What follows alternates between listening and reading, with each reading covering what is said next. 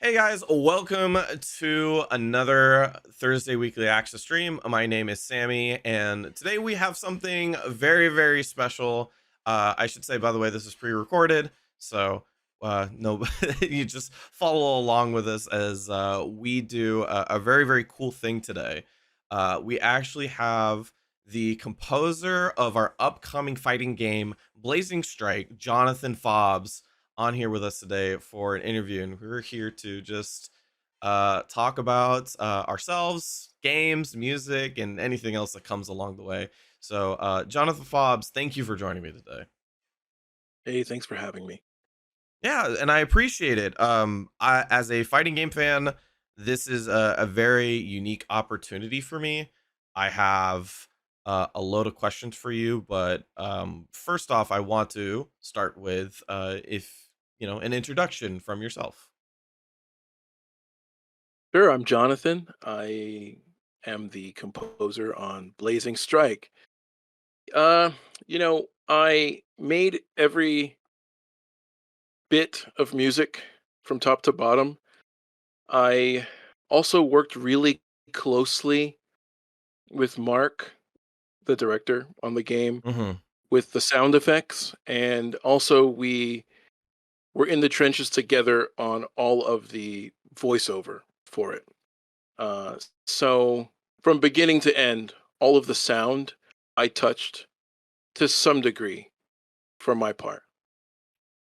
Also, I'm going to include like hit effects, like stuff like that too. Yeah, we really together did all of that.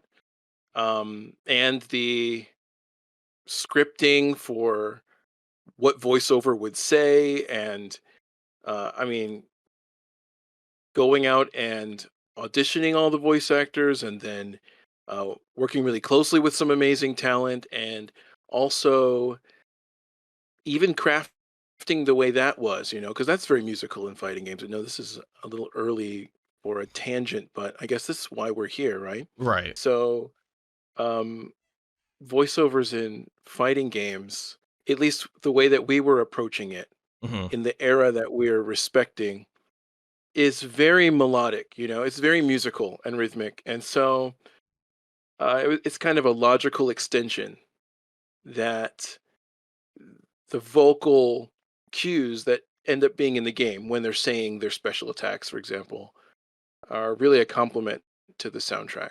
It all goes together. Right. No, totally. Sound is a package in terms of like, it all goes into your ears. So it needs to sort of Yeah, all come from the same, like it needs to all feel like it's coming from the same place. It can't feel like, all of these things are separate. And that's like actually a really, really big deal for me. I will say actually that there's definitely been times in my life where I've started to play fighting games strictly on like hit sounds or game music or stuff like that. And that is not an exaggeration. Like I can even name you the games. Like I started playing Capcom versus SNK 2, or SNK 1, SNK 2, because of hit sounds and music. Same thing with Garo, Mark of the Wolves. That was way later in my life, love it. but my Yeah, first interest was because I thought the hit sounds sounded so wonderful. I was like, they really got they caught my sound so ears. great. Yeah, exactly. So it's Yeah, definitely a big yeah. part of fighting games because it's the oomph that you feel when you do something cool. Oh, yeah. It's big, and we're still, even at this moment. This is August. We're still finessing all of that Right. and updating all of that as it goes on. It's funny that you bring up both those CVS one and two and Garo because those are pretty different too. If you're Yeah. talking about hit sounds, the SNK um, philosophy is so in your face and crunchy. Like when you're hitting in King of Yeah. Fighters, it's so loud. It's like if you really are to sit there and just listen to it, it's not zen. It's like it's gonna knock you out of that meditative state. And whereas in CVS one and two, there's probably a little. It, I'm not gonna say they're quieter, but there's definitely a little more of the synergy between the Right. The sound effects and the music. Now, don't hear me wrong. Like I'm saying, I like one more than the other because I adore SNK. But it's just that idea that it's so loud. A lot of that comes from. Okay, so let's go into the arcade because Sure. that's where I No, started playing that's fighting games. it's actually the I think the fundamental basis for talking about fighting game sounds like music and Yeah. games is because uh back in the arcade, uh when there was cabs in the arcade, cabinets had to attract people's attention in order to Yes, win money, so they had that's to right. be loud and make and be different from everybody Yeah, else because it had to be unique. It had to catch your eye and turn your head towards this big hunk of plastic and metal that was, housing a fighting game. that's right. Yeah, and it's so loud in there. Yeah. It's so loud, and everything else is taking your attention, and then this guy sings you a song from across the arcade, like Hadouken! It's a whole song. It's not like how we think about it now, like a rough, like I'm doing an attack. It's like I'm doing an attack. Here I am calling you, Right, and yeah. really, you're hearing that over and over. You're like, man, what is this? And you hear the hits, and they're just crunchy and they're just all this trouble and they're loud. But yeah, I love the idea. I love the attraction war of the arcade. That's one of my Yeah. favorite parts of those games is just the flashing lights. And now the next game comes out and it wants to flash even more to get your attention and the marquee is lit up and they go from having one intro demo to having two or three intro demos, that it cycles through. Just it's almost obnoxious, like Oh, here, look at yeah. me, look at me. And I think by doing that, they weren't trying to, they were just trying to get our attention, Of but course. kind of maybe inadvertently ended up having these charming games with even more world building because of it. I'm thinking about one of my favorite games, Mhm. Rival Schools, and Oh, alright, yeah, you yeah, spoken. yeah, Like, I'm very casual in terms of, my enjoyment of Rival Schools. It was one of those games where I played as a kid and just didn't yeah, understand very deeply about it, but was like, I l very sort of primordially, like, just loved having my hands on it as a kid. yeah. No, it feels so good, right? And Yeah. the thing about Rival Schools is that, um, to its own detriment, I guess, it's not really concerned with the world or success outside of feeding itself and feeding the person who's in front of it enjoying it. So it kind of just endlessly world builds upon itself. Yeah. It doesn't really care if you find this other new idea attractive. It's just like I believe that I'm awesome and I'm going to give you more of me. So to tie that into the last idea, Rival Schools has my favorite fighting game intro theme song and maybe intro visuals of all time, the fully animated Really?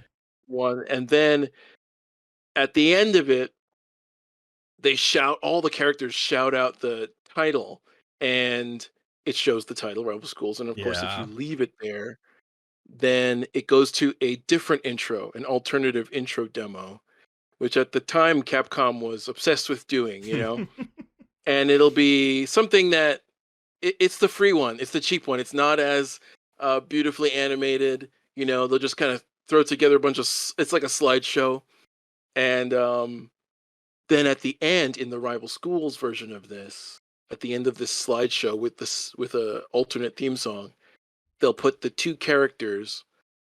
Actually, they're ready to fight in their full 3D renders Right. and their faces will slide in on screen and they're talking to each other and they're ready to fight. Back then I don't have any idea what they're saying. It's all Japanese, but it's like more you're looking at more. Okay, this world, these two guys hate each other. What's going on here?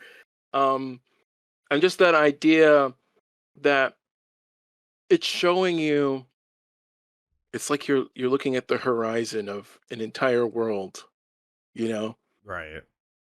Like here's an intro, here's another intro, here's a song, here's another song. Two songs. I haven't even started the game yet. And then when you start it up, you know, I'm sure you can speak to this. Rival Schools, like when you play it on the home version, it's just a glutton for its own.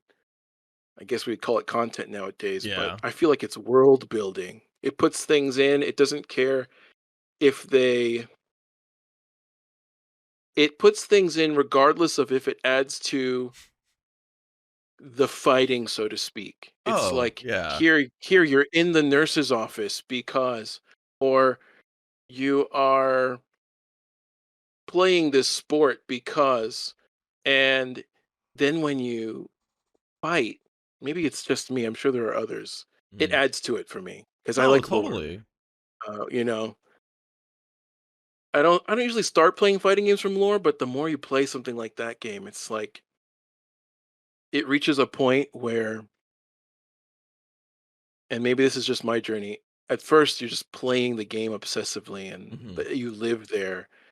And then, as the years go on, kind of reach a point of not playing the game as much. That starts to Yeah. go down, but the love of the characters and the lore and the story persists, and the music, and soon the entire love of the game becomes all of the peripheral things around the fighting. Yeah. No, like That's just my own experience, you know. That doesn't happen with me for with every game. I mean, with Third Strike, it's still very much about the fighting, you know. But right. with a lot of games like Rival Schools, I feel like that's part of the magic, that world, you know. And the Yeah. sound is a big part of that. Yeah, no, I completely agree. I think to also sort of expand upon sort of the history of development of fighting games back in the arcade era. Not everything got to be a console port because console ports were seen as not ways to make money. The ways that you made money were to sell arcade Right. cabs. Yep. So for the most part, these games did not have a lot of space to tell stories. Everything that they had to tell stories was legitimately the things that you mentioned, sort of the intro, video, graphics, and stuff like that, music, and what the character, how the characters interacted while you played the game at the arcade. That's pretty much all you got. So when you That's it. got these console versions of these games, they had these opportunities to add more to the mythos of whatever franchise that they were with whatever they were making. And it was a unique time for that because especially when we're talking about the games that we're talking about where it's almost the turn of the millennium fighting games. Games finally sort of graduated from being just the video game on its own, as in like the thing that you play, to having enough space on the disc or cartridge or whatever it was to house more than just the video game and its music and stuff like that. So things like story was possible, mini games were possible, Right. even as far Yeah. as like including in my favorite games from old, like including the sounds that the game had the galleries sometimes of art and stuff. Like it was just everything that they could add into the game that they could, because they Yeah. can now. It was a thing that didn't exist Yeah. before. True, and we're kind of getting back to that with the recent years. The some of the collections that are released, you know, Yeah. are really bringing that back in a big way. The galleries, the music, you know, the idea of having all the classic music available. You know, Yeah. I mean, I remember to anecdotally talk about myself. At Arc World Go for it. Tour 2024 this year, I remember for the very first time seeing Daisuke Ishiwatari's art in person, and it like flashback 20 25 years or so of remembering me flipping through the gallery on the console version, like looking at the art going, oh wow, this is amazing. Like I remember myself Yeah. in '02 playing through every crevice of the game, because every time you beat something, like whether it was a survival stage or just a story mode or what have you, I remember it gave you a piece of art, and I was like, I need all of it. because I thought it was just it still speaks to me even as like I'm not an artist, but like that style and his work speaks to me. So when I saw it in person, I was like, wow, like this is Yeah. it's truly Yeah. truly Art. remarkable. I mean, that's like a thing about art in general. In person, it's something else. It's Yeah. kind of like just recently went to a museum and they had these animals. They're stuffed, right? But they're Hmm. real. And animals are so huge. I mean, I had Right. seen this before, but I had just recently gone again. And for anyone, they're big in the zoo, they're big in person, but Right. I was seeing some in this museum that you would never get close to, and Right. get away to tell the tale. And it's art is similar, it's this living thing that's larger than life. And when you get in front of it, it carries a power with it that's something else, that you think you had it before, but then the closer and closer you get to it, it's this force of nature. Yeah, that force like definitely applies for me at least to music as well. I have always been somebody who's been motivated by music. Music has always like been able to change my mood, get me amped, get me depressed, what have you. Yeah, So for yeah. like fighting games, uh, it's definitely like that gets you, it's very like I was saying before, where games didn't really have much to tell you in terms of like ways to sort of portray story and world building in the arcade. Music was one of them. Music was one of the ways that they did that. And I want to ask you sort of like if there was like your kind of like generally your background in music, but like if fighting games sort of tie into your background in any sort of way, or if it comes in later or something like that. Sure. Well, I am from a musical family, and I'm Mhm. from New York, okay, originally. And these two things are, trust me, they're connected. My The Mhm. thing about New York, uh, way back when we weren't consuming games the way we are with the internet now, is that even pre that, like now it feels like you can just get anything anytime you want. You just type it in, you got it. Right. We'll send it to you. It's Yep. there the next day. Back then, the world wasn't like that, but New York was always like that to a degree. Mhm. It was. I only know. I didn't know. I was a kid, right? So I didn't know that it was special. But looking back, you're like, oh, it was special. But I was fortunate enough to also have been in the right places at the right time, right? Right. And we had all the things, right? So you'd go, there was arcades everywhere, and where you weren't in an arcade, you still had cabinets. And Yeah. um and then when you'd go into these places, you'd have everything, you'd have big red MVS Neo Geo cabinets, Yeah. you know? Yep. You'd have you'd have um all of your different Capcom cabinets there, you'd have old stuff. For me, things that came before me like Galaga and, Pac-Man, and you'd have all that stuff in there, but you'd have Street Fighter. Like when it was new, you'd have Street Fighter Championship Edition. Right. When the cool thing about walking around, uh, or being driven around, because I was a kid in New Mhm. York, going to these places, is that looking back, it was very cutting edge. It was like you would see Marvel superheroes when it was brand new, and you'd be playing it. And back then, I mean, you could look at magazines, but you wouldn't know necessarily that something new was coming all the time. You'd turn around one day, you go into the same arcade that you had Yep. always gone into, and suddenly there's X-Men versus Street Fighter. And Yep. I remember the first time I saw it, and it was unmarked. They had just put X-Men versus Street Fighter. There it is. The board's in there and we're playing it. And it happened like that all the way through. Mhm. Like I remember seeing Marvel versus Capcom the same way. Oh, this suddenly exists. What is happening? And Capcom versus SNK the same way, and Street Fighter 3 the same way.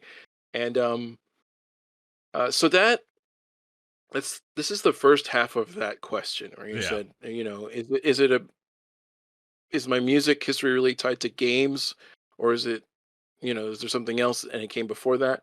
Well, yeah, very much tied to games. I was experiencing that in real time, and there's also the home component to that. I didn't have every console back then. Mhm. I don't think anyone really did at No. that time, but I had a Genesis, and at first, and the Genesis was really special because, at least for music, and as the years went on, I collected more and I had more and more and more consoles. But Right. I mean, we had Sonic and Sonic's music. Iconic. I mean, Nakamura's music on Yeah. that is incredible, just as a basis. Just all his compositions, his A parts, opening up into epic B parts, and his storytelling in that. And then we also got things like Yuzo Koshiro's Streets of Rage, which to me Yeah. is still, that's a grail type thing. Mhm. Um, I mean, it never ever got old. I was the kid who would put my headphones. If you remember, the Sega Genesis had this little headphone jack on the front, Right. and this is the first model Sega Genesis, and it also has a volume switch on the front. So back then, if my folks or whoever was watching a show and I just wanted to, I would go up there and just put my headphones in and listen to the game music. I would put in the I would be have such a serious problem, as we gamers do, that I Mm. would be able to navigate the menus without seeing it. Yeah. So I would navigate to sound test and just listen. And um, of course, I'd have new things to listen to every week because Right. I didn't own every game, but I'd be renting games pretty often. Ah, So you yes. ended up experiencing almost the whole Right. catalog, good or bad. And with Sonic, that was the first one where I knew how to put in the code on the title screen to get the sound test in Sonic 1 without seeing it on screen. And Yeah. that's what I would do while someone was using a television. So that's my experience sitting there and studying the works of Nakamura, studying Yoko Shimomura's Street Fighter 2, um, Yeah. with or without the visuals. But okay, the other part is, yeah, my mom was classically trained. She was a classically trained vocalist, and we're talking oh, just a heavenly voice, Mhm. that she would sing like opera and show tunes and things like that. Yeah. That's how she came up trained. However, by the time I was a kid, she was doing pop, like in the studio, writing Wow. demos and music and stuff like that, and doing gigs. And I was going to the gigs with her. Mhm. Um, and then my dad, and yeah, we're all in one home together. My dad was a jazz trumpeter, and so, and a photographer. He was an Mhm. artist. And then by the time I was a kid, he wasn't really playing anymore, right? He had moved on to just full time work, being a dad, Yeah. and then those two worlds kind of came together. My mom taught piano lessons almost my entire teens, and before that, like I said, Mhm. she was constantly in the house. She was either practicing a demo or writing a song or practicing for getting together with other vocalists or a gig or something like that. Right. And um my dad would sit back, and I feel like this is an important thing, at least in my life would Hmm. sit back, and maybe he was just doing it casually, or maybe he knew what he was doing, Hmm. would talk about what we were listening to. So he'd put on, my dad was a jazz guy, but he was like a swing guy. I would listen to this, heavy Dixieland swing, early 20th century 30s and 40s jazz music. Okay, so a little And bit before. I actually probably yeah, should probably be exploring. I love jazz too. It's my favorite genre. So my yeah, most of my knowledge of jazz actually starts with like the classic 50s and 60s, going yeah, into. we can go there. We can go there because I'm very much a bebop guy myself, and modal, and all that. I love it, and Latin jazz, and everywhere it went in the 70s fusion. Right. But but it started here, right? And Right. I'm just gonna say I feel like it's a good thing. It happened in order, Hmm. chronologically. Like, we were first into some of the earliest of the 20th century pop music, and he would sit back and would just describe, oh, so this guy, so Joe is going to play a bass line here, he's going to play a solo, check this out, Right. and then it would happen, right? And Right. we just keep listening and say, okay, and then check out this drum fill, so Hmm. kind of was unpacking the whole thing as we would listen, and Right. at this tiny age when you can just absorb language, no matter what the language. Right. And um it I don't know if that's what did it in me, but I'm sure it's part of it. It And has also to the be. mixing of Yeah. those two musical worlds just kind of made me into this obsessive musical sponge, Right. basically, from then on out, Yeah. and so was always like, okay, putting in the headphones into the Genesis and then asking why, like, where does this come from? Hmm. We don't have dreams come true, right? We don't know 70s and 80s Japanese new wave. We don't know Yeah. city pop as we call it now. We don't know J-pop. What is this? And um even I know for a lot of people it's that's what Koshiro's work in Streets of Rage does, where they were like, what is this? You're a child, you have not been into a club. Yeah. You have not Yeah. sat in front of a DJ. You kind of like, this is without context. What am I hearing? And and then suddenly you're hearing. Then you walk out in the world. I'm sure a lot of gamers have experienced this. You walk out in the world and you hear music in stores or wherever or on the radio. Hmm. You go back and you listen to it in your game and you say, "What are these chord progressions? What are these beats? Why is this from a different planet than all the other stuff I just heard?" Yeah. Of course, the real answer is that there's a lot of gatekeeping, and we don't, we at the time, pre internet being in everyone's home the way it is Right. now, really just didn't know, you know, but, that was also the beauty of it, Yeah. is getting these different worlds to collide, Yep. and I was fortunate enough to be in a place where it was all allowed to collide. So the classical and the jazz and the theatrical and the electronic and the games and everything. Yeah, it's very cool. The tidbit on city pop. I definitely do remember the first time I listened to Ohashi Junko. I think I was like 19 or 20, Yeah. and I like if there was a way to show that like my hair was like blowing backwards and that sort of moment in shows and anime, like that was exactly happening to me in my head. Like it was like there was like a new door got unlocked in my head. Like it was just like something I had never heard before in my entire life, and I was like immediately like, that there's a moment where like it hits you not in your head but like in like sort of the center of your body, where you're just like, oh, Oh like yeah. I've Yeah. been blown back by what I've just experienced. uh Yeah, that's that's the feeling. that's And how I city felt. pop is usually good for changing your life in that way. Yeah. it it's definitely still it's still one of those things like as I grow older and I was mentioning before, sort of music is very emotional to me.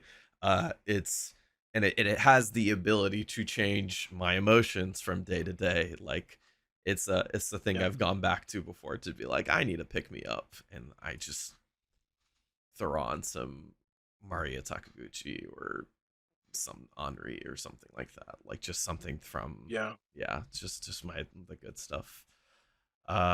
That's How do that's you listen to that? Do you Spotify. listen to it on sorry, I mean, is it entirely, digital? Yeah, for now. Yeah, Spotify, back when I was if you want to talk about back when I did it, like when I was 18, YouTube, Yeah, nowadays yeah. obviously Spotify more Mhm. often.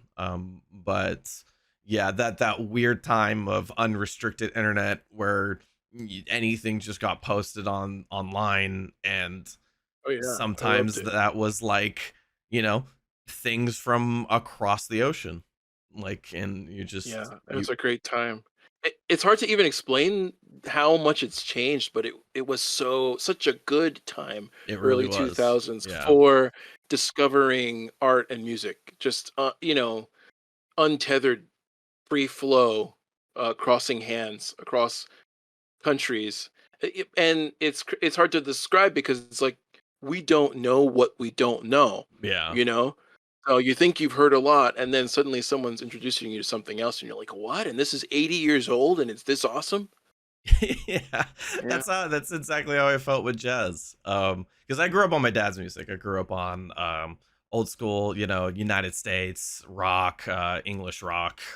Um the sort of the core fundamental music of the 60s and 70s that was like sort of just yeah, taking over the United States.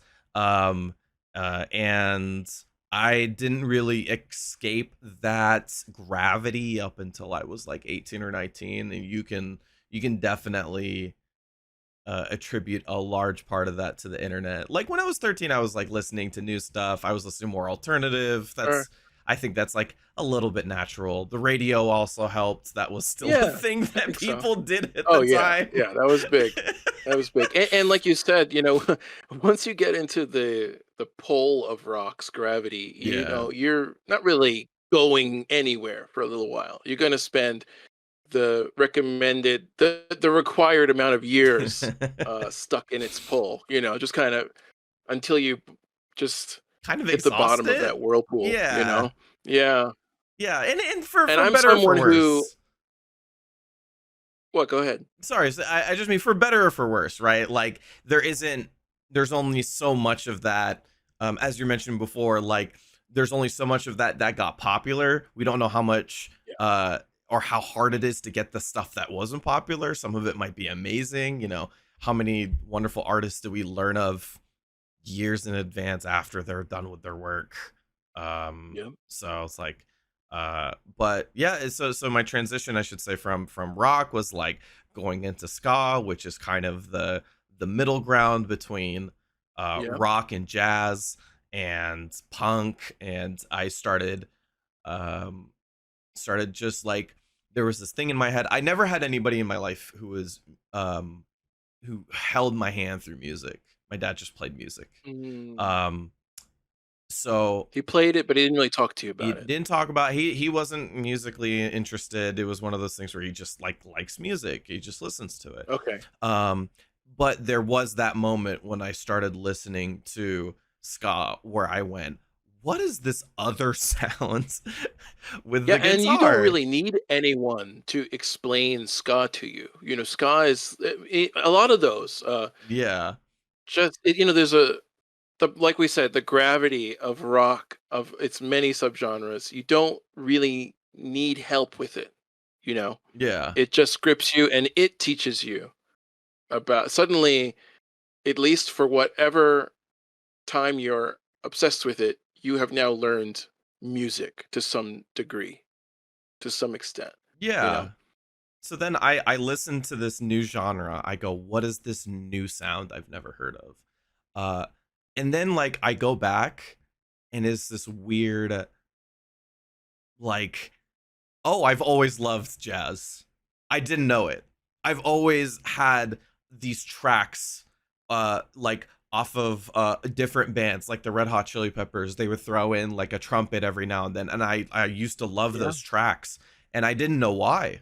Like it was because it was just like a one-off thing on a lot of like more core rock artists. And then I go to a genre that has it as a primary focus, or at least a massive focus, and Yeah. I it just like that was it. That was me just like slowly tumbling down. Oh, going back and listening to Cowboy Bebop, to Yoko Kanno's work. I didn't realize that was like, Love I it. was always listening to it as a kid, but I didn't know why I liked it until then, where I was like, oh, I have always liked jazz. I just didn't call it jazz. I called it like, I don't know what I called it.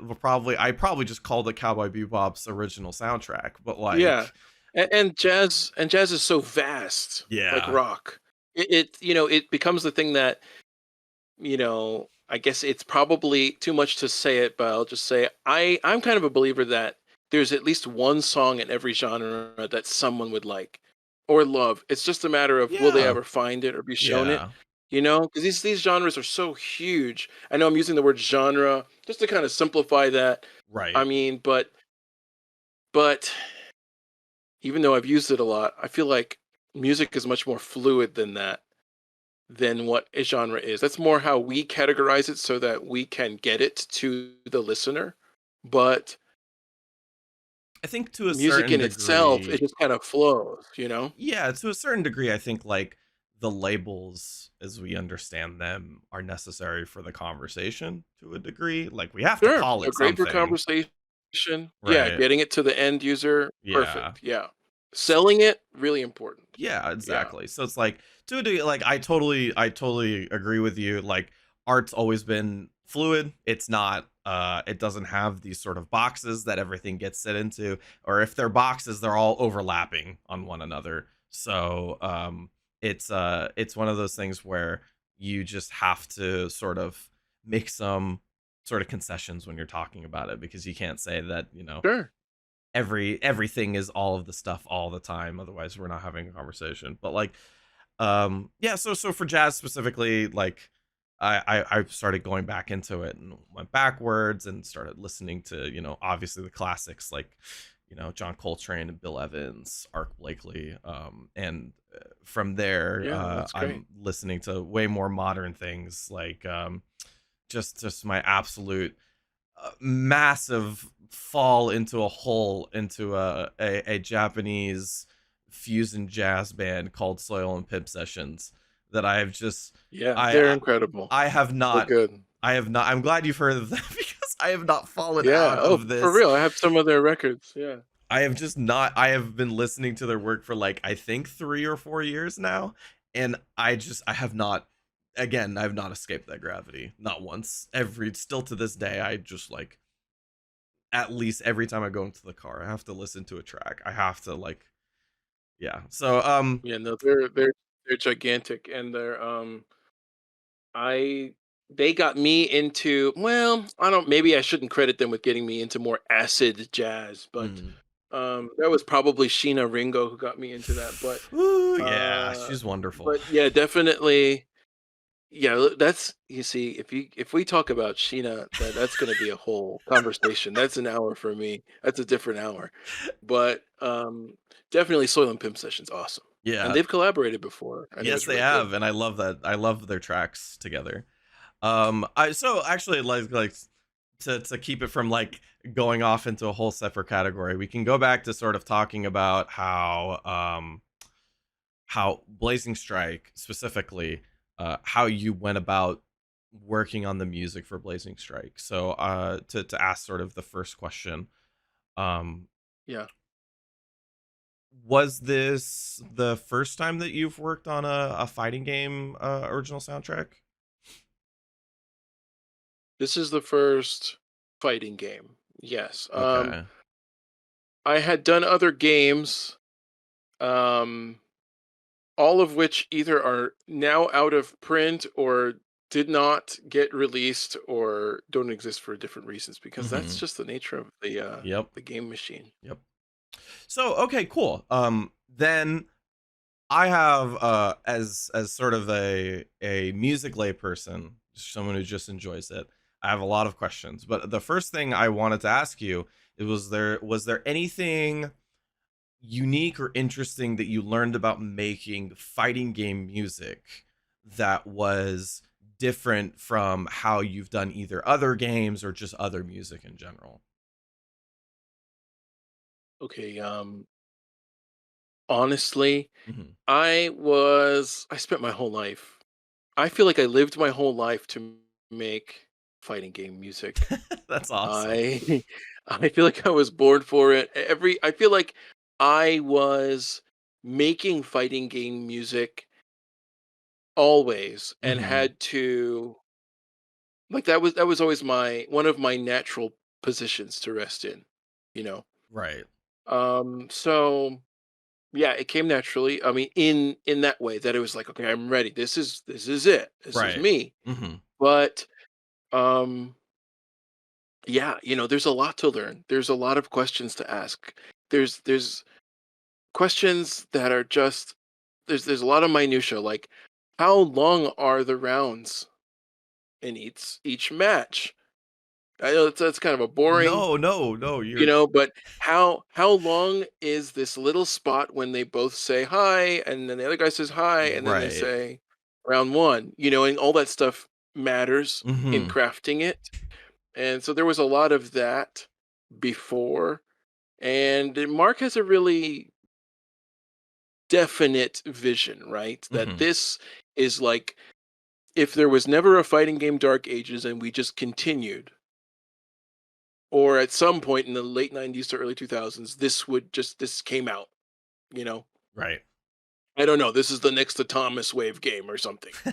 And and so I haven't heard that that name in makes half a decade. Sorry. right.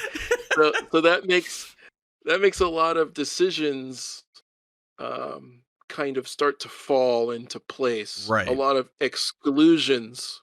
So it becomes as much about what we were gonna do as what we're not gonna do, Right. and not be Mhm. like. What else? Does that help? No, no, that's a really good way What am I to. missing? No, no, no, no, that's perfect. Saying that like you've always been ready to make fighting games, or fighting game music, I should say, is a sort of it's a really good way to put it because to me at least, and this is sort of the question I said earlier that I have a question for you. That's like sort of a question that I've always thought about as somebody who just enjoys fighting games but is musically a novice layperson, just sort of listens to it, doesn't have any formal experience with it. That the thing you mentioned before was like how long are rounds and how long, how long is the intro and stuff like that. I legitimately remember when I was playing Street Fighter 4 and Zangief's theme would hit the trumpets part, where it would do the chorus, the Yep. yeah, and it would happen so often during like the start of the second round. And in my head I was like, was that intentional? Do they understand that like games go about this long, and that when you hit the round 2 there's a moment of respite where you're just looking at the screen, you're not fighting, and you get to the music comes in clearly. So that actually starts it.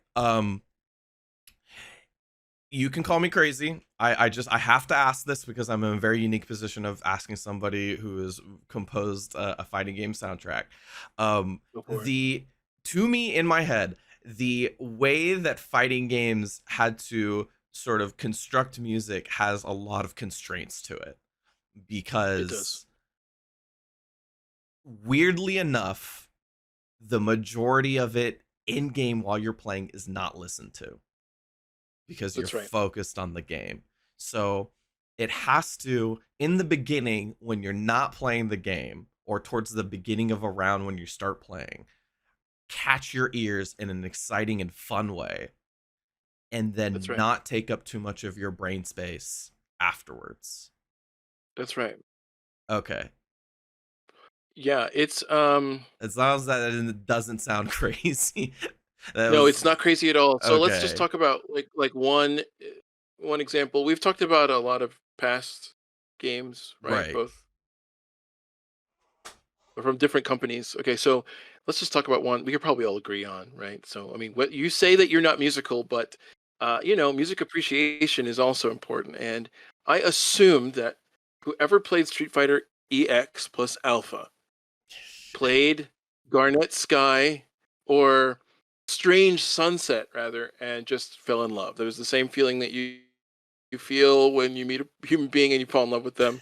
It happens on Strange Sunset, right? On Guile's stage. So I mean, then you're in love with that song for the rest of your life, and it probably, at least for me, it's a one of those moments where it's like, oh yeah, I'm definitely doing this for a living, definitely. That's understandable. And that kind of song, that kind of song, it's a story like you said that's not obtrusive. It begins with mystery.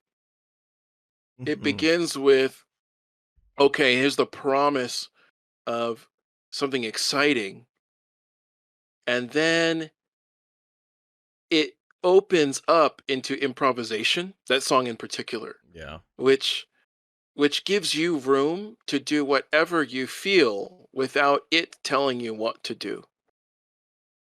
And I don't know if that was the exactly, who can ever say inside someone's head if that was exactly what Right. they wanted to do. Yeah. But it opens up into something that Shimomura did really well in the Street Fighter 2 soundtrack, which is that then it tells you that you can do it because it grows and grows and grows Mhm. and then becomes triumphant. Like you're talking about Zangief.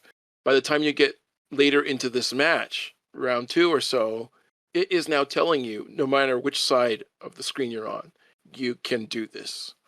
And I think that's important. That story is important. The music, like I think you were alluding to, fighting game music is not for listening in exactly the same capacity as what we were talking about before. Right. You know, Ashina, Ringo, or Soil in Pimp Sessions, or it is not a Lady Gaga song on radio where it's like, listen to me. Right. But it is saying, I'm going to, like a current of water guides you in a direction. It's saying, Mhm. okay, let's move. So now at the beginning, the mystery is saying that this is an a blank piece of paper that's exciting, and you want to know more, and you get to write what happens next. Yeah. And then it opens up into a section that allows you to play with that and decide what happens.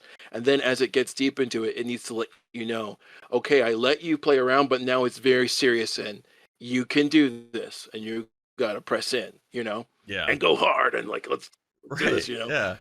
Um, and yeah, I do think about that all the time with a few small, I don't want to say quite exceptions, but Mhm. circumstantial songs, predicaments that come into songs. So we were talking about different genres of music, and okay, yeah, there's fluidity, but then we choose genre to describe them. Well, with characters, kind of like characters in a movie script, one of my pet peeves is if the characters all talk the same. Mhm. They all say the same good words, they all say the same bad words. I'm like, Right. "What? But this guy's from this different walk of life. Why?" And in a fighting game, it's like you want to know the voice of the characters, Right.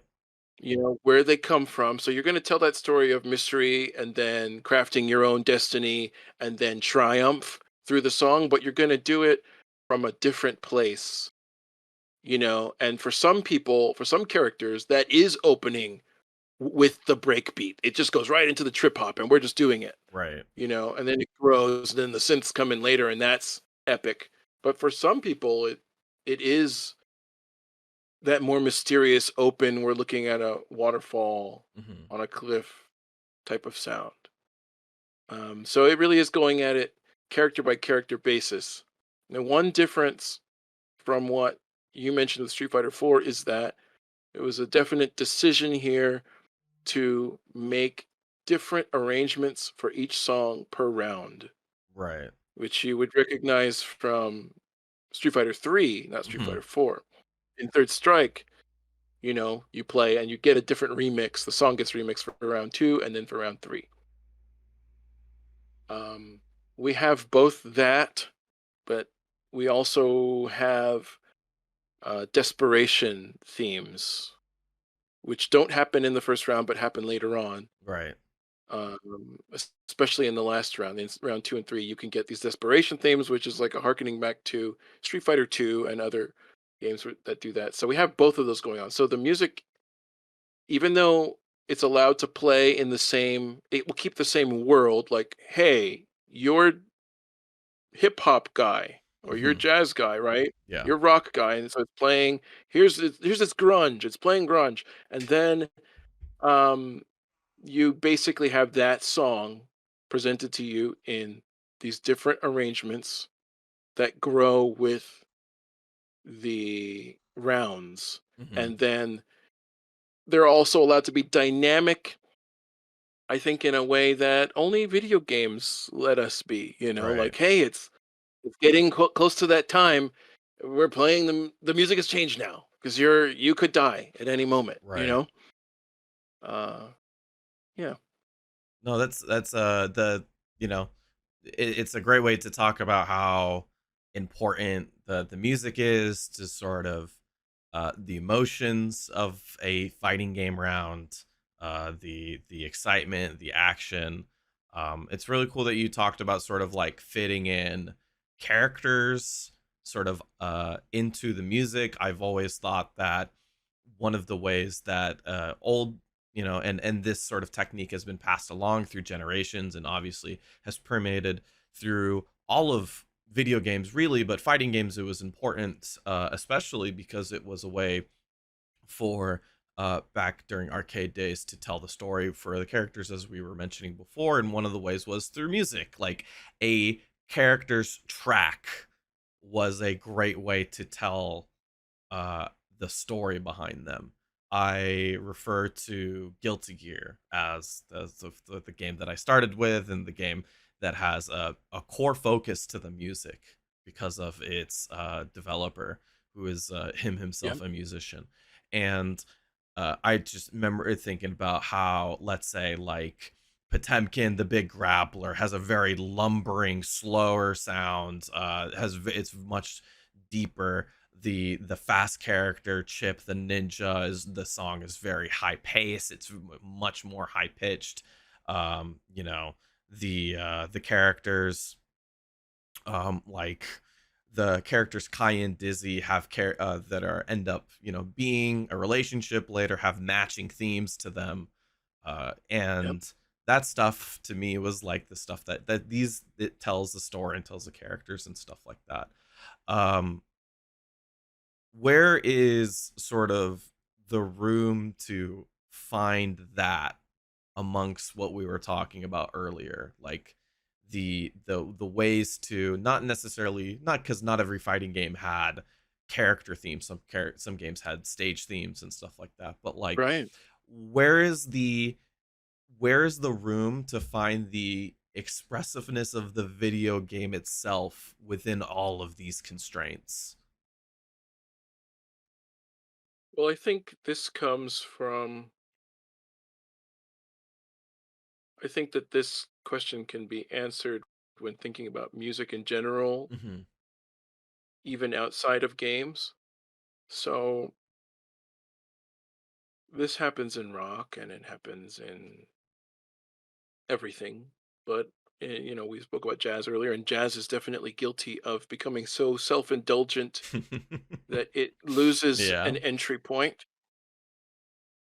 But it wasn't always like that. At one point, it was pop music that had a definite melody. It would set down a definite danceable part, or feelable rhythm Right. that you feel in your gut, and then a melody that later, when you're not engaging with the original media, like the game in this case, Right. you find yourself singing it because it's designed to be like a nursery rhyme. Hmm. And I think, where did the game allow me to work with that. I think it was important for me to, and I think it's always important to give yourself limitations. There are times to just throw paint at the wall for Sure. sure, Yeah. but feel like limitations, like I said earlier, we limited ourselves to the kind of game and the era we wanted to send up and all that, but also limiting in this way of saying, okay,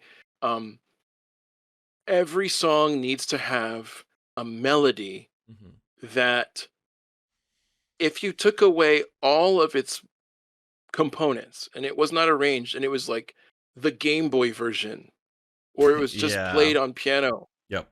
it would still be recognizable, Right. you know? And so I think that was one thing that I played around with that I made a priority. Mhm.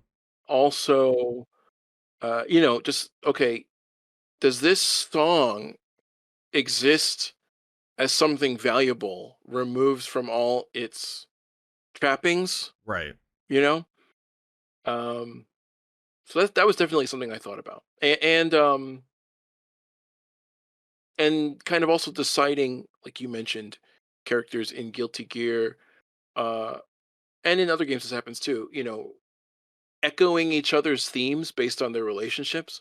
Also, just saying, okay, well, this person hates this person, so I'm not going to include this instrument in their stage at all. But in their stage theme, since they are friends with this person, they're both going to share this instrument, Right.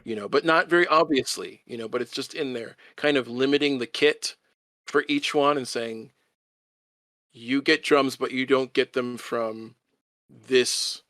You don't get any electronic drums, Right. or at least that we perceive so, Right. Right. and then this other guy is all that, he's only that kind of drum. Just to, I know it's reductionist, but just kind of trying to answer the No, no. question. I mean, Tell it's me if I an didn't answer it. no, you did. It's sort of it's through example, sort of getting to what you were trying to sort of portray of like there's with the constraints that we have, like you found a way to figure out that there's these cues that you can add within music or within instruments and stuff like that that people will naturally sort of just pick up as they go along. um Yeah. I remember when I was I can't remember what age I was. This has been so long now. I remember when I was listening to XX, to Guilty Gear XX, the version that ended up on the PlayStation 2, and hearing Eno's boss theme, which was her second theme. Not every character got a second theme. Um Wow. and I was like, Special. yeah, exactly. Special, right? Like a character has a Yeah. second theme. This is important. And I remember like this track, this heavy metal focused fighting game has another like that is all about just being exciting and like what we're trying to say, sort of invoke emotion and get excited and amped as heavy metal tends to do to us. Um Totally. there's this song that felt very sad. And I didn't know why. Like as a kid, I didn't know why. I was just like, I am sad after listening to this track. Yeah. Um and it wasn't until literally when Strive came out where we learned more about Eno's story. Uh Yeah. and it was like, oh yeah, she's sad because she's removed from her time looking for her lover that she was separated from through, Yeah. through and to me, like that was like this wonderful, like I spent 20 years thinking about this. Legitimately, I spent 20 years thinking about why am I sad when I listen to this track. Um Yeah. and then it happened. And so Totally like get it. yeah. So I was to when I asked you that question, that was kind of it. Like you hit it on the head. Like it was it still used guitars, it still used drums, but it changed the way that it did it. And it made it it's still metal, but it invoked an entirely different feeling out of me. That's why I Yeah. asked the Yeah. question because that was legitimately for 20 years I sat and I went, why am I feeling emotions that are different from the rest of the track? When I listen to this track, I'm amped. When I listen to this track, I'm serious. Yeah. Yeah. Um, And there are, then that's what music has become, over many hundreds of years. We know the lever to push forward that is sad. Right. There's a chord for that. Um, and sometimes music is really great at having you in a positive place and then taking you down into the depths and Yeah. then lifting you up into a good place again within the same song. Actually, when I think about what you were saying, the sadness in a fighting game makes me think of The Last Blade. When I play The Last Blade 2, Mhm. it sounds like desperate Yeah. and and this is it. Like the game is like that, right? Whoever wins, the other person no longer Dies. walks this earth, you know? Yeah, I mean, like that's it. it is a battle And amongst like this is the samurai. last battle. Yeah. Yep. And it feels like that. They went with that way more even than in Samurai Showdown. Oh, I remember listening when the latest Samurai Showdown came out. My friends and I got together. I had not played Samurai Showdown before, so we were like, "Hey, we should introduce you to the franchise." I played Sam Show 2, and I remember sitting there and just hearing the stillness of like the music and just how tense it made the moment. It felt like exactly like a movie. Like two samurais are sitting and like this is the last move. The next This is person it. dies here. Uh Yeah.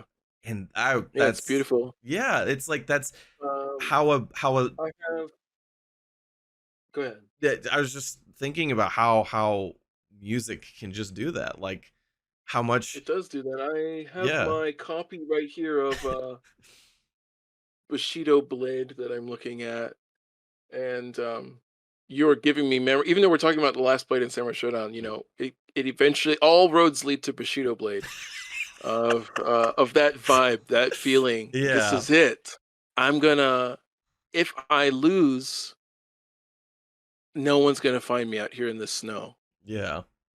And being able to convey that without a big story. I'm not against epic story modes, Mhm.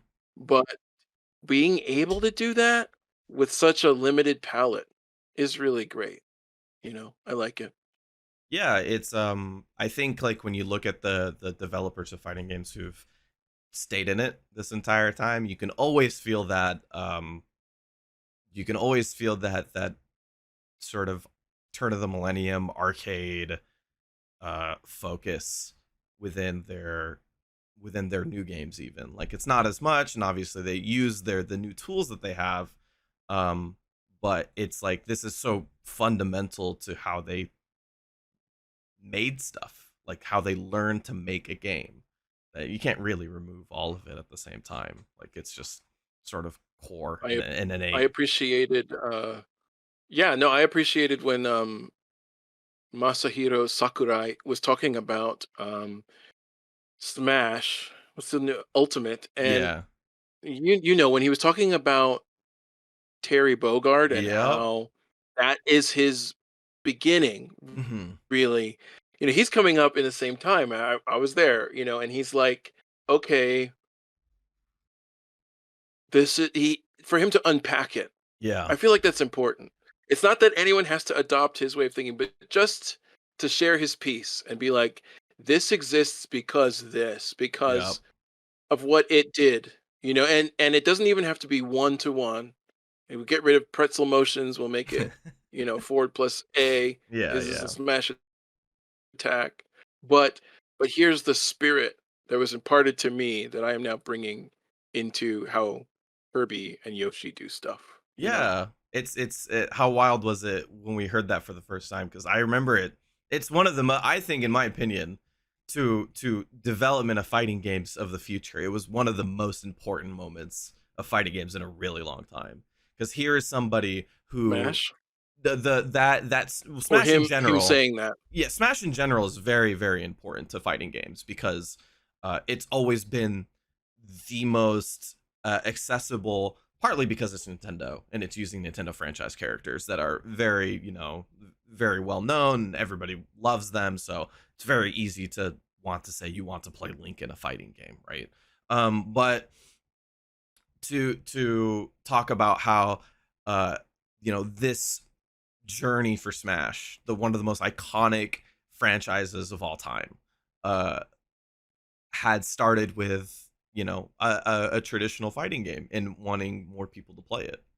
Like that Yeah. is that is the core of it. I, yeah. Yeah. His original that pitch, Yeah. of the Dragon Warrior or something. I don't remember Dragon Fighter, but you know, uh, to kind of jump off something you mentioned, Mm, this is not a non-starter, non-big deal, but you mentioned Link, the appeal of it. I remember when Smash came out, and mhm.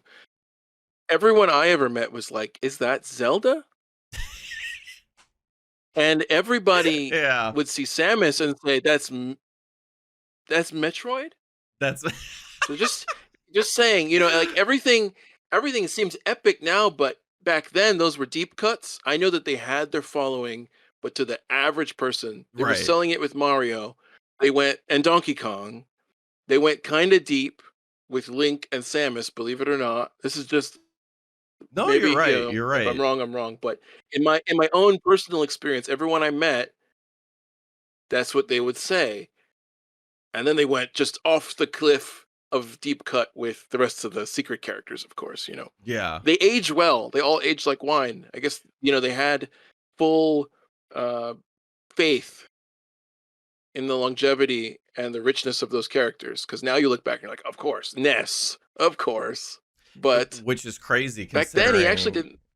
yeah, Yeah, like Earthbound, or Mother franchise, I should say in general, is, you know, never had that big of a stay in terms of like United States, or I should say Western audience, because it's, you know, it never made it out here in that way. Or yeah, speaking yeah, to Metroid, like Metroid went through a hell of a stage in its life after the GameCube, right? Like it just went through this yeah, whole, yet to this yeah. day, we And all know who Samus and then, is. yeah, yeah. I mean, we definitely do. And back then, in '98, the one who made more sense to get in was Jigglypuff in some ways. A lot Yeah. of people back then were fully in the craze of the first wave of Pokemon and would have been like, Yeah. "Yeah, Jigglypuff," Yep. and And then the fast anime forward as well. later, yeah, and it was like fever pitch. And then fast forward now, of course, it's like, well, of course, Link. Yeah. Three versions of Link, of course.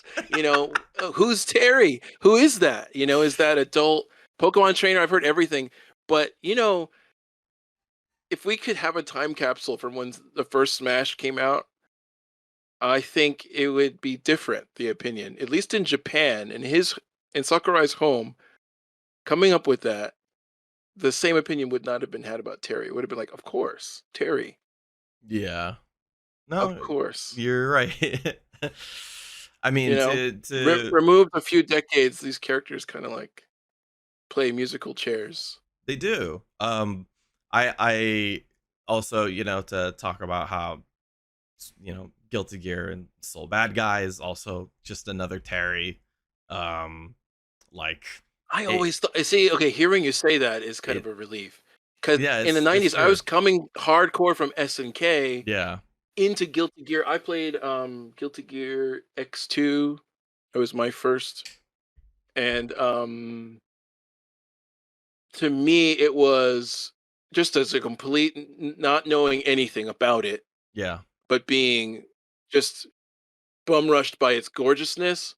I was like, "Whoa, is this like the next wave of the next evolution after SNK?" Right. SNK was going through all their troubles at the time, Yep. um, and it made sense because we're coming off of Garo and all this gorgeous animation, and the Neo Geo was always a banner holder for gorgeous animation. It's like, okay, well, and this is they're doing it. This guy is Terry. I get it. Yeah. I never hear that mentioned, but I feel No, like it's more of to you know, talk about how important that, like, how, like, you know, Street Fighter 6 is getting Terry now. Like how important this character is to fighting games. so important. It's really, it's very hard to understate. Like or sorry, it's very hard to overstate, because it is, he's just permeated through the entirety of the history of fighting games in a very, And very he's large way. also the sauce. He's He's the he's so cool, spice. yeah. Like at least back then when it was all Ryu, well, and like Sub Zero, a few others. Right. SNK games, it was like it's wild. What I do a super, it's like 20 hits. What's going on here? Is oh Yeah. Shokoken fills up the whole screen, you know? So yeah, I'm glad to see it all coming back together. I never thought I'd live to see the day. Was there any sort of like when you were making the tracks for Blazing Strike, was there any um sort of inspiration from, I know you as an artist you sort of take inspiration from your experiences as a person, as a player, but was there like anything you thought about when you started making this for the first time? You're like, oh, I can't wait to sort of um put my stamp on this, like similarly to this game or this composer or something. Um, well, full disclosure, I think began Blazing Strike in 2018. Hmm. I think so. And so it's been quite a long journey, Yeah, it does. as these things are. Hmm. And I think, a lot of it rests on what we were saying before, some of those core decisions. When I came in, the game had gone through a few um, plateaus already, a few checkpoints where Right. it was already existing, and but I still came in very, very early, but it already had a life of its own story. Hmm. And no, I don't think I don't want to sound like, I mean, this is my honest answer. I don't Sure. think it was ever like, oh yeah, this is the thing I can do. This is for me. Because I feel like so much of, like, what before I went to college, I had a serious conversation with my folks. I was talking to my dad, like, should I become a professional fighting game player? And this is like 100 years ago. Hmm. It wasn't like it is now, but it was like, should I travel and do this? Because that's how much I was into it and loved it that Right. much. It was that deep into practicing and doing it. And so I really considered it, Hmm. and then ultimately decided just to go to school instead of taking that break. And so when I got years later to Blazing Strike, no, I don't think honestly that it was about, here's my mark I can put on it. I think it was like everything in my heart of what it is. It's a living person. Like when you talk about whoever it is that's important to you, your mom or someone or a Right. teacher, you're not really talking about yourself or an extension of yourself, but they are something special and noteworthy. Right. And you're just trying to capture that and convey it. Hmm. And I feel like when Tokido said fighting games are something so special, Hmm. am I misquoting him? No, you're right. You remember on the Evo stage? Yes. Yeah. And he said fighting games are something so great. Um, and he was so full of emotion. You know, it is happening to him. He gets to sit in the sun rise and watch it be great. So I've already watched the fighting game culture be that great Hmm. with the music, and I am just trying to facilitate that within Blazing Strike. Not to say, this is my version, this is the Jonathan version, this is the Hyperlam version, or whatever, Right. No, I If that get makes it. sense. You I'm you just trying to wanna present you've what it should understood. be. Yeah. You I've understand long understood it. what it means to sort of come after all of it. Like Yeah. you're not the first and you won't be the last, but like you're in a spot where you can see down and look at everything that came off before you and all of the Yeah, how can we make investments. a worthy, exactly, a Yeah. worthy deposit into this long history, Yeah. I mean, especially with fighting games, you make a version, and then years later, they're not talking about that version. They're talking about version 5, super ultra hyper, Right. and but it's all part of that same bloodline, and just Yeah. I'm humbled by it, just putting any deposit into that. Yeah, I mean, how many, the almost the entirety of the conversations that we've had today has been entirely about talking games that are 20 plus years old. Like, Yeah, which games. is crazy because I'm playing the new stuff too. It's just, but if we're talking about the origins of things. Right. Yeah. And not to say that like there isn't music that we love from games nowadays. There's a ton of it, but like it's Absolutely. it's sort of, our roots of like, where we got the where the love started, I should say. And And it's it's also where Blazing Strike stops. right. It needs to acknowledge many modern advances. It Right. has to be Right. successful, but it also wants desperately to ignore many cultural and philosophical changes, so that it can kind of be this time capsule in a way, while it's also using modern things alongside Yeah. that. Yeah, to invoke the an era of old, but still, have to be in the new one. It's a That's right. sort of creates a very weird dichotomy between the game. But I mean, what we're going for is that exactly like a game that sort of talks about the past and presents it into the future in a way that's still enjoyable. Yeah, we'll do our best. I mean, the lineage of creators in this is just unbelievable. You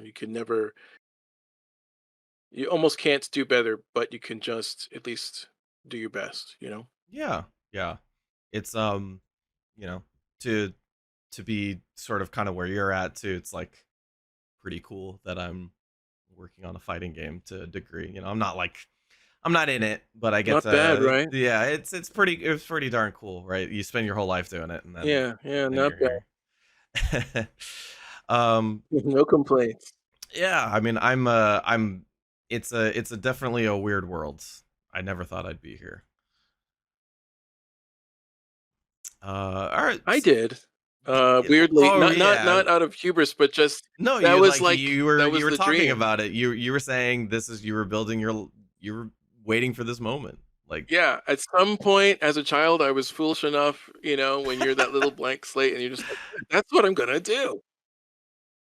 yeah, no, I mean, I never thought I'd be here. It's a really cool thing though that like, just Yeah, yeah. talking about games, like talking to you. I never thought I'd get any of like I always just thought that all of my thoughts about fighting game music and stuff like that was just going to stick in my head forever and I just go cool like I might be crazy or I might just be like, I might have it. I don't know, but I get to be in this unique position to talk to you about it. And it's wonderful. Like cuz I feel like Yeah, the pleasure's mutual. the majority of the time, like I keep looking back at my like list of questions that I asked you or I was gonna ask you. Like we got to all of it, but I didn't ask any of the questions. Like I asked so I we talked about everything we wanted to talk about, but I didn't actually talk about I didn't actually ask any questions. We kind of just kept rolling.